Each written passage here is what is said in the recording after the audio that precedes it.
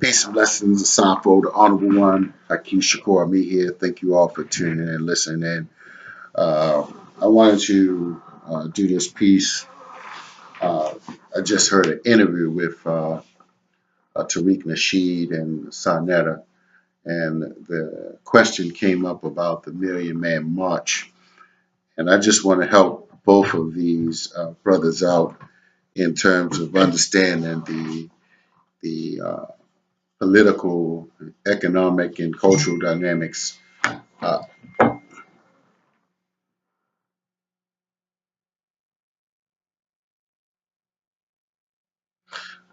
to add to the conversation and knowing what's going on within the Black community. I think that sometimes we miss key opportunities to expand the knowledge level of consciousness within our community and to give people the opportunity to know uh, what is appropriate, shall I say, for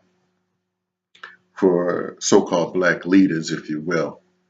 So I've I've listened to a lot of different people on a lot of different topics, but for those who may not know, Tariq Nasheed has done the Hidden Colors series as well as uh, did wrote some other books, and uh, has continued to have a radio platform and I guess an internet YouTube platform. But uh, he was on a show with her brother Sarnetta. Sarnetta is up in New York, a gentleman, and the question came up. Maybe it was a caller, but they said, why wasn't Sarnetta on the platform at the Million Man March? I'm sorry, why wasn't Tariq on the platform at the Million Man March? And or Sarnetta for that fact. But certainly the question was, why wasn't Tariq on the platform? So Tariq gave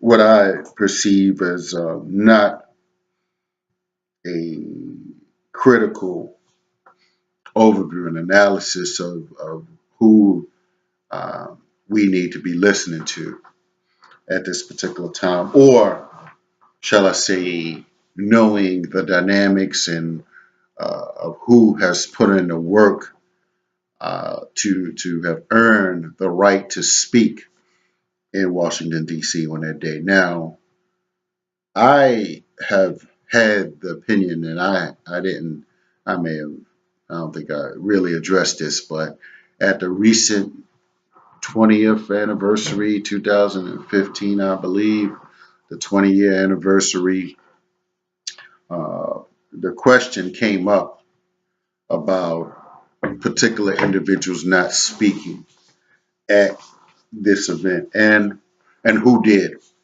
So I'm going to say, because again now some people have said why Tariq not having spoke and didn't speak there, but I have to ask the question that why didn't Dr. Francis Cress Welsing, Anthony Browder, or Dr. Claud, all of whom are in the DC area, who were my elders and now ancestors, and they are right there in the DC area, and neither of them were asked to speak. But Tariq went into and mentioned how well some other people were speaking or whatever, but you missed all three of them. So with that being said, I think that there's certainly a commission or omission of certain key individuals at particular times in history, and I'll leave it up to those who have been around the real readers, the real thinkers, the real scholars, the real organizers that that have dug into these great thinkers' work, such as myself, to add their view and opinion to this. And I don't know to what level Tariq has even thought about that, as a critical time in our history to give honor to people like Dr. Cress Welsing, like Anthony Browder, and Dr. Claud Anderson, who are in this area. Uh, so I have to look at the consciousness of the leadership surrounding those events, and not just that, Brother Malik, who's a little older, than some of these other people who have more of a national platform, of course, on different levels. So my theory is that there's a willful neglect for intellectual, historic, and empowering development that many of these great teachers could have brought more than any other speaker that spoke there at that particular time. So, but what is in fact interesting, and I'll just add this to the conversation about who did speak, the first individual that came up and poured the libations, uh, Nana Cheeks, I believe is his name.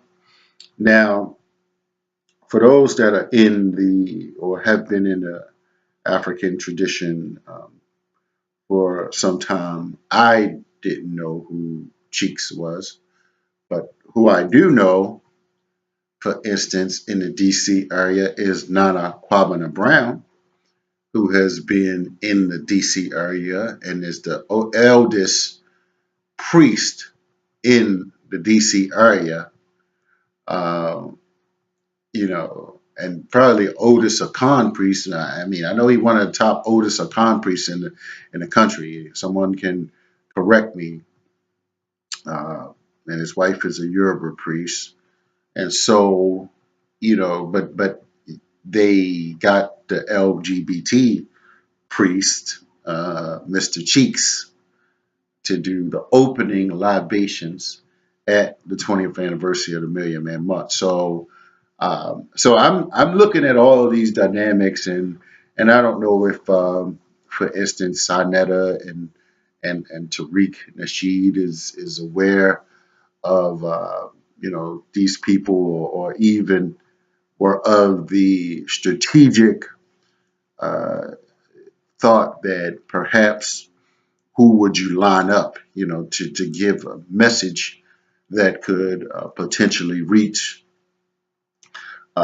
tens of millions, and perhaps, yeah, well, yes, tens of millions of people, and maybe even hundreds of millions. Who knows how much media coverage or word of mouth, or however that could generate over that time. And so, and now Dr. Frances Cress Welsing is an ancestor, but a lot of people didn't know that she was actually still alive. I recall even when I had Dr. Frances Cress Welsing in the Baltimore area, some uh, 2012, had over 350 people present. Um, Many people did not actually know that Dr. Welsing.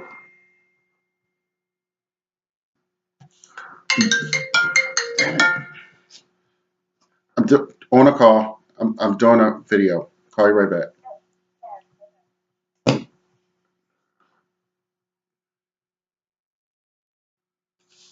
People should just text me.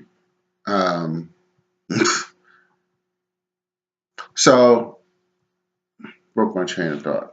All right. So yeah. So I just believe that, again, when we have these people who are out here and they're putting out different pieces of information. They should be very objective in their assessment. And now Dr. Francis Cress Welsing, who could have given some clarity to the time and what must be done right then, as well as Dr. Claud Anderson, who could have gave a empowering message for our community, uh, should be in a position, should have been right in a position if individuals would have respected their scholarship, the real leaders that respect the right elders' scholarship, not just somebody that's going to get up here and ask for money from other people. So that's what I believe should have happened, and I would have hoped that persons like Tariq and Sonetta would have mentioned these great ancestors, as well as teacher warrior scholars that have been bringing key messages to our people, and I would certainly have hoped that individuals like Nana Kwabena Brown would have certainly people like Nana Kwabena Brown would have been allowed. He should have been the key person to do the libations. So I apologize for the interruptions during this brief interview. So I thank you all for tuning in and listening. Tune in each and every Monday to elifemedia.net. Holla at the Success Scholar. I am the Success Scholar, Haki Shakur, me, best-selling author of Mission Unstoppable, organizer, worker, thinker, builder. So have many of my audios out here, interview some very empowered people, as well as I'm available for speaking and lecturing. All right, peace.